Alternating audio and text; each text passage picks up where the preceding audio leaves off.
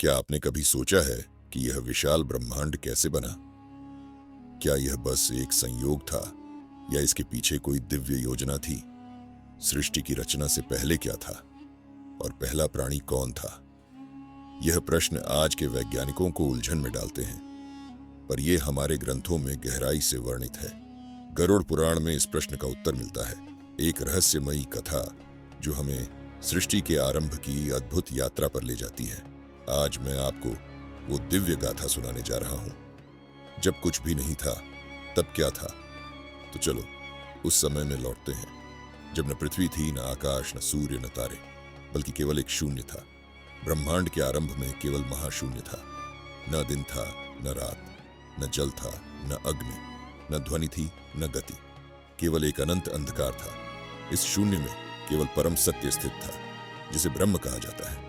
ब्रह्म न जन्मा था, न मरा था। वह शाश्वत, निराकार और अनंत था। परंतु यह शांति स्थायी नहीं थी। ब्रह्म में एक इच्छा उत्पन्न हुई, मैं एक से अनेक बनूं, और इसी इच्छा से सृष्टि की रचना की यात्रा आरंभ हुई। ब्रह्म ने अपने भीतर से एक दिव्य ऊर्जा उत्पन्न की, जिसे आदि शक्ति कहा जाता है। यह आदि शक्ति निर्गुण भी थी और सगुण भी। निर्गुण जिसका कोई रूप, गुण या आकार न हो। इसी से तीन दिव्य शक्तियां प्रकट हुई। एक ब्रह्मा, सृष्टि के रचनाकार। दो विष्णु, सृष्टि के पालनहार। तीन महेश, शिव, सृष्टि के संहारक। ब्रह्म ने इन तीनों को देखा और कहा, अब समय आ गया है कि यह सृष्टि आकार ले। लेकिन सृष्टि बनाने के लिए सबसे पहले क्या चाहिए था? सृष्टि के आरंभ में केवल जल ही जल था। ब्रह्मा जी ने सबसे पहले जल उत्पन्न किया और इस जल में एक बीज डाला। यही बीज धीरे धीरे एक सुनहरा अंडा बना, जिसे हिरण्यगर्भ कहा गया। यही ब्रह्मांड का प्रथम केंद्र था। इस अंडे के भीतर ब्रह्मा जी ने 1000 वर्षों तक तपस्या की और फिर इसी से संपूर्ण ब्रह्मांड की उत्पत्ति हुई। ब्रह्मा जी ने सबसे पहले 5 तत्वों की रचना की। 1 पृथ्वी, 2 जल, 3 अग्नि, 4 वायु, 5 आकाश। फिर उन्होंने 10 दिशाओं को उत्पन्न किया और सूर्य, चंद्रमा, ग्रह, नक्षत्रों की रचना की। इसके बाद उन्होंने 3 लोक बनाए। 1 स्वर्ग लोक, देवताओं का निवास। 2 मृत्यु लोक, पृथ्वी, मानवों का निवास। 3 पाताल लोक, राक्षसों और नागों का निवास। अब सृष्टि के लिए आधार तैयार था, लेकिन जीवन कहां था? अब ब्रह्मा जी ने जीवों की रचना करनी शुरू की। सबसे पहले उन्होंने मनु और शतरूपा को बनाया, जो मानव जाति के पहले स्त्री पुरुष थे। फिर उन्होंने रार्षियों, देवताओं, असुरों और गंधर्वों को जन्म दिया। सभी जीवों को अलग अलग कर्मों और प्रकृति के अनुसार बनाया गया। परंतु समस्या यह थी कि जीव उत्पन्न तो हो रहे थे, लेकिन मर नहीं रहे थे। सृष्टि को संतुलित रखने के लिए मृत्यु का प्रबंध करना आवश्यक था। ब्रह्मा जी ने मृत्यु की रचना की, लेकिन जब उन्होंने मृत्यु देवी को उत्पन्न किया तो उन्होंने रोते हुए कहा, मैं जीवों को मार नहीं सकती। ब्रह्मा जी बोले, मृत्यु यह सृष्टि के संतुलन के लिए आवश्यक है। बिना मृत्यु के जीवन का चक्र आगे नहीं बढ़ सकता।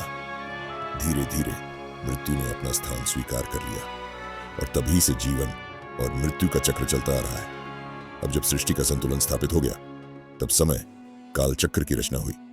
कालचक्र को 4 युगों में विभाजित किया गया। 1 सत्य युग, जब धर्म और सत्य सर्वोच्च थे। 2 त्रेता युग, जब धर्म 75% रह गया। 3 द्वापर युग, जब अधर्म बढ़ने लगा। 4 कलयुग, जब धर्म केवल 25% रह गया और अधर्म बढ़ गया। अब सृष्टि पूरी तरह कार्यशील थी। लेकिन क्या यह सृष्टि हमेशा बनी रहेगी? गरुड़ पुराण के अनुसार जिस प्रकार सृष्टि की उत्पत्ति हुई, उसी प्रकार इसका अंत भी निश्चित है। जब अधर्म चरम पर पहुंच जाएगा, जब मनुष्य अपने मूल धर्म से भटक जाएगा, जब समुद्र अपनी सीमाएं तोड़ देंगे, सूर्य प्रचंड हो जाएगा और पृथ्वी कंपन करने लगेगी, तब महाप्रलय होगा। महाप्रलय में अग्नि से संपूर्ण सृष्टि जल जाएगी।